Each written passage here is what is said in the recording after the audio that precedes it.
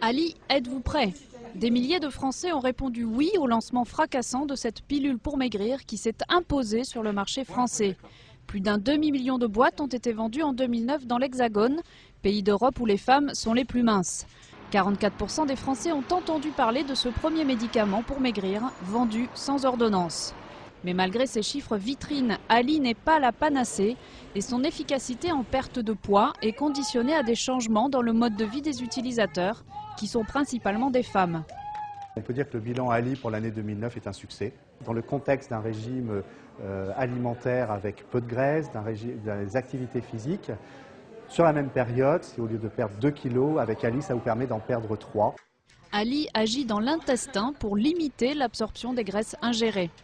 Attention cependant aux contre-indications et aux effets secondaires en cas d'alimentation trop grasse.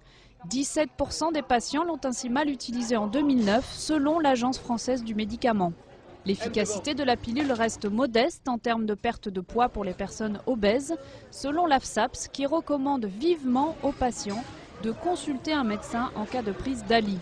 Je crois qu'il ne faut pas du tout crier victoire, ce n'est pas une pilule miracle, ce n'est pas le sésame pour maigrir, c'est clair.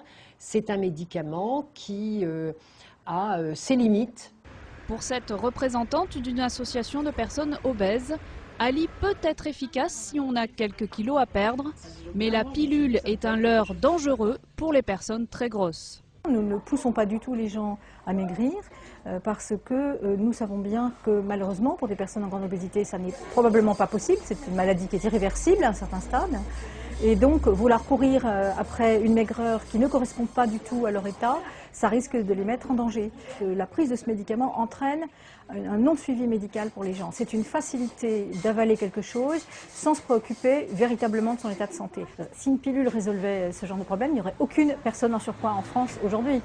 Si le fabricant d'Ali présente désormais la pilule comme un acteur légitime dans la prise en charge du surpoids en France, l'AFSAPS reste vigilante. Elle a d'ailleurs récemment lancé une nouvelle étude de suivi des risques de cette pilule pour la santé des utilisateurs.